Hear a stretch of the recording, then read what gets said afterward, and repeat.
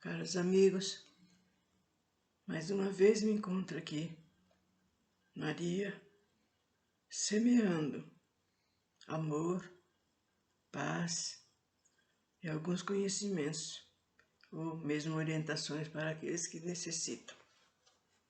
Porque bem sei que a nossa vida corrida, cheia de problemas, nos impede de termos um tempinho, muitas vezes para nós mesmos, de tanto que a gente vê as coisas e, enfim, continuando vivendo, né? Mas só que muito atropelado. Então não há tempo da gente pegar e ir atrás de uma biblioteca, né? De mesmo comprar o livro ou alguma coisa que nos elucide. Então estamos falando sobre os diversos tópicos do Jesus, sobre os bem-aventurados, né? O porquê desses bem-aventurados, né? Os aflitos, os misericordiosos, os outros que falam sobre a nossa vida, né? Porque, daqueles que não enxergam, né? Dos cegos, né? Que foi muito bonito aquela planação. E continuando dos bem-aventurados misericordiosos, né? Falando sobre a nossa maneira de ser, de ofender as pessoas, de não perdoar, né? E Jesus muito combateu sobre isso. E agora, hoje nós vamos falar sobre o argueiro e a trave no olho, né? Porque às vezes a gente está falando do outro, mas não está enxergando a gente. É como a gente às vezes se fala. Por que você não olha no espelho antes de falar da beleza, da situação daquela pessoa? É a mesma coisa. Por que vedes um argueiro no olho do vosso irmão, vós que não vedes uma trave no vosso? E Jesus já falava naquela época. Nós continuamos assim, gente. Continuamos sim.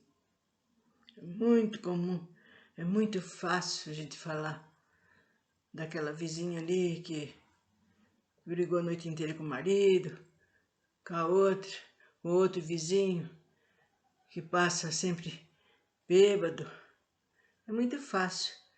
Nós devemos, em vez de falar, de ver, a gente teria que ou ver o que possa, não xeretear, viu, gente? Tem pessoas que vão para xeretear, para ver se o Chico pegou fogo, se um matou outro, se não matou. E não é por aí, não. Para ver se a gente pode fazer alguma coisa, uma orientação, né? Não pode comprar um remédio, a gente ajuda, faz uma vaquinha com outras pessoas, e é por aí. Então vejam bem. E como dizeis ao vosso irmão, deixa-me tirar um argueiro de vossos olhos, vós que tendes uma trave no vosso. Hipócritas, tirar primeiramente a trave do vosso olho, então vereis como podereis tirar o argueiro do olho do vosso irmão. Mateus, versículo 7. É uma insensatez dos homens ver o mal dos outros antes de ver aquele que está em vós próprio. Para julgar-se a si mesmo, seria preciso olhar seu íntimo num espelho, transportar-se de algum modo fora de si. Se isso fosse possível, e se considerar como uma outra pessoa, perguntando-se: o que eu pensaria se visse alguém fazendo o que eu faço? Indiscutivelmente, o orgulho faz com que os homens disfarcem os seus próprios defeitos, tanto morais quanto físicos. E como, né? Não, eu não fiz assim por isso, assim. Não, foi sem querer. Eu pensei que era de outro jeito, mas não era, né? E por aí vai.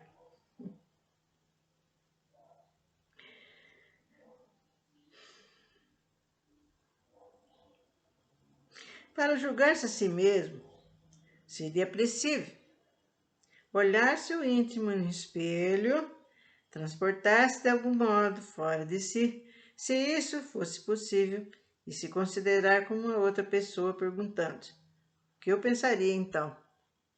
No meu caso, né? Se visse alguém fazendo isso.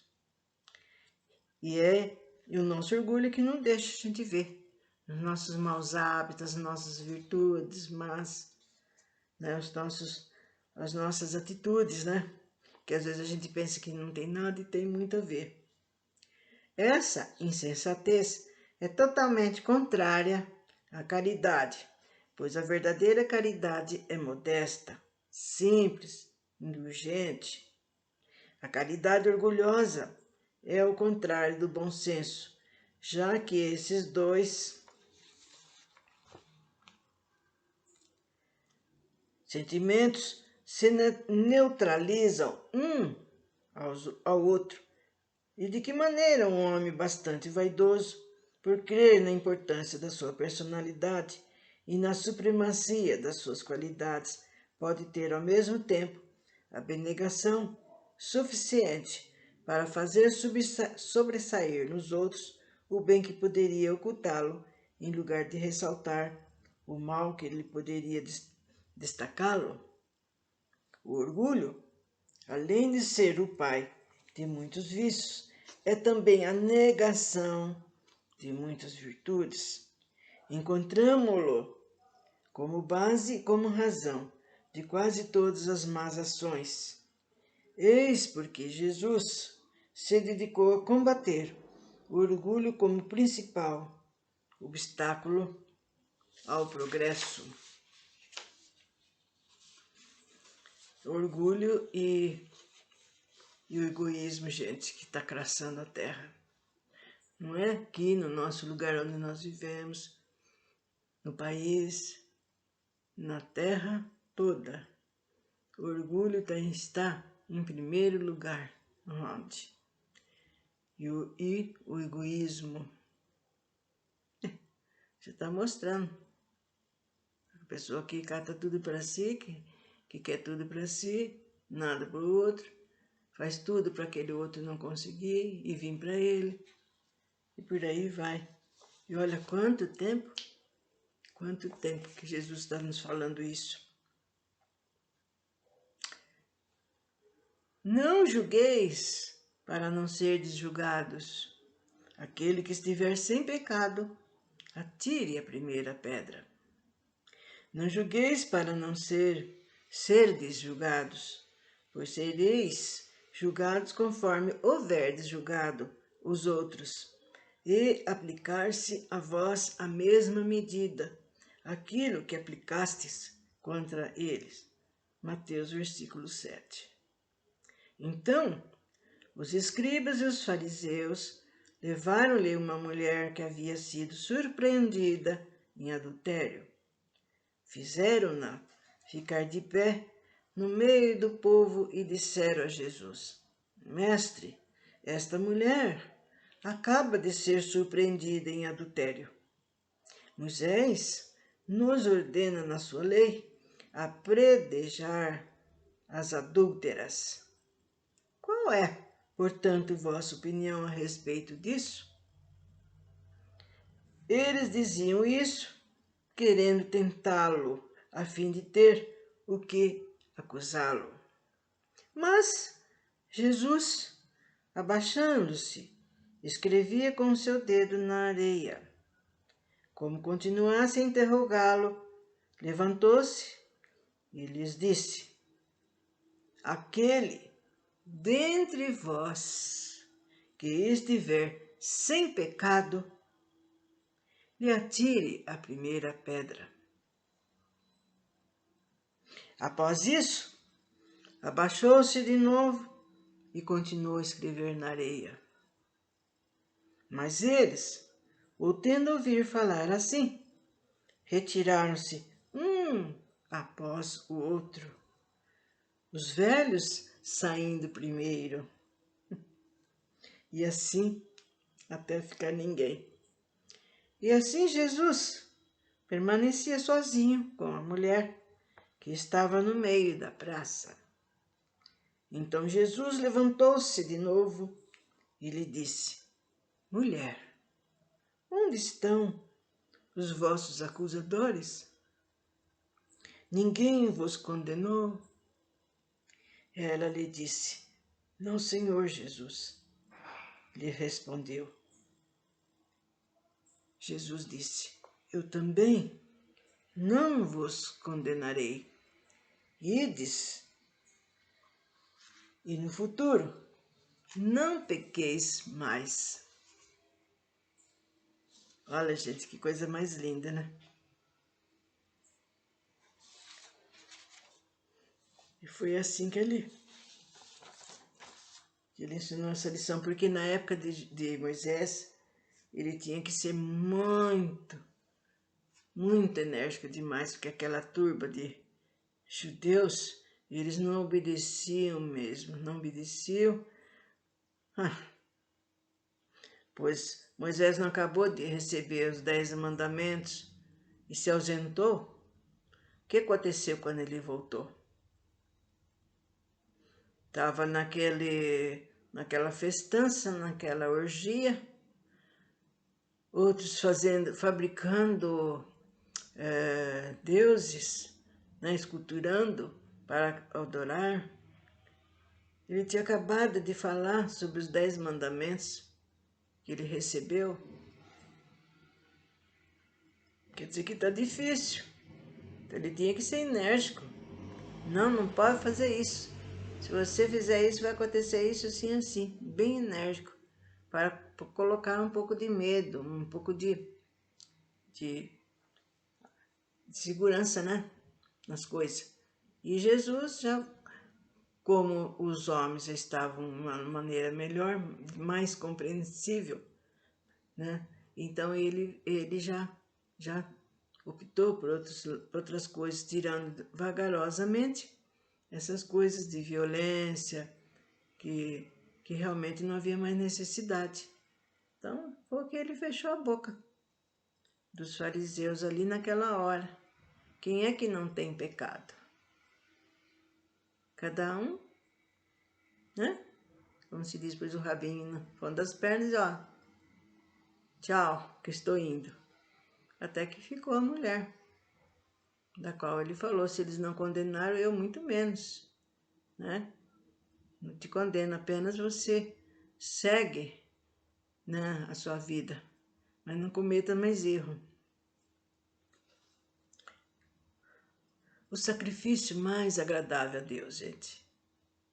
Se, portanto, quando apresentardes vossa oferenda no altar, vos lembrardes de vosso irmão, que tem algo contra vós, deixai vosso donativo aos pés do altar, e ide, antes de mais nada, vos reconciliar com vosso irmão, e só depois voltai para oferecer, né, a oferta. Mateus, versículo 5. Quando Jesus disse, ide vos reconciliar com vosso irmão, antes de apresentar vossa oferenda no altar, ensinou ao homem que o sacrifício mais agradável ao Senhor é o de sacrificar o próprio ressentimento, que antes de se apresentar a Ele para ser perdoado, é preciso perdoar. E se cometemos alguma injustiça contra um de vossos irmãos, é preciso que tenha corrigido. Então, só assim a oferenda será agradável, pois virá de um coração puro e isento de qualquer mau pensamento. Ele explicou assim este pensamento porque os judeus ofereciam sacrifícios de coisas materiais e suas palavras deviam já estar de acordo com seus costumes em vigor naquela época. Mas como o cristão espiritualizou o sacrifício, não oferece mais dívidas materiais a Deus. Para ele, o ensinamento ganha mais força. Oferecendo a sua alma a Deus, ela deve estar purificando. Entretanto, no templo do Senhor, deve deixar de lado de fora todo sentimento de ódio e de animosidade, todo mau pensamento contra seu irmão, e só então a sua prece será levada pelos anjos aos pés do Eterno. Eis o que Jesus ensina com essas palavras: deixai vosso donativo ao pé do altar e ide primeiro vos reconciliar com vosso irmão, se quiserdes ser agradável ao Senhor.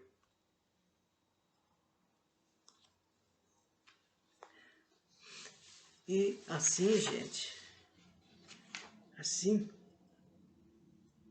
em todos os lugares que a gente vai, né? Nós, seja essa, ou seja quaisquer coisas que a gente tenha feito, né? Tem que perdoar, né? Seja qual religião. A gente tá lá rezando, agradecendo a Deus, mas brigou com o vizinho antes de ir para lá. Coisas bobas que não tem acontecido, que a gente vê. Por causa de quimeras, de besteira. Né? Porque o homem, para falar a verdade, está muito atrasado ainda. Então qualquer coisa ofende, né? Qualquer coisa baixa astral, como eles falam, né? A sua maneira de ser. Então eles brigam. E ainda quando fica só por palavras, tudo bem. Mas tem acontecido coisas, né, do arco da velha que não deveria acontecer. Bom, como tal, nós entraríamos no outro assunto, mas vamos devagar, né? Porque tem muitas coisas a serem comunicadas, ditas, né? Muitas coisas boas que Jesus nos deixou, que foi por isso que ele veio, por nós, para nós nos encaminharmos para o bem.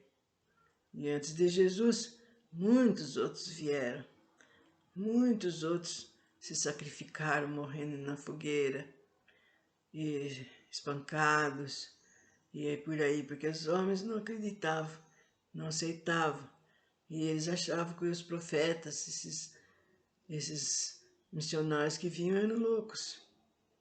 E por aí vocês veem quanto tempo está assim caminhando nesse mundo que nós vivemos, nesse orbe chamado Terra. Quanto tempo que estamos tendo esse encaminhamento, né? E todo mundo, todo o planeta, satélite, estrelas, que sejam habitadas, ocorre isso, né? Não é só aqui na Terra que nós fazemos mal, que erramos, que somos teimosos, né? E isso daí está fazendo parte para a nossa vivência, porque a gente vê, nossa, estou fazendo isso, não devia falar isso. Vai cortando, né, as arestas, para a gente se modificar. Não que nós vamos virar anjo de uma hora para outra, gente. Nossa, nós temos milhões e milhões e milhões de vida pela frente. Porque não é, como vocês viram, não é um vício, não se tira numa vida só. E às vezes a pessoa vem e ela continua teimando naquilo, fazendo coisas erradas para ele mesmo. Não é para o vizinho nem para o outro, ele mesmo que está estacionado. E, portanto, vamos aproveitar o máximo possível desses ensinamentos de Jesus.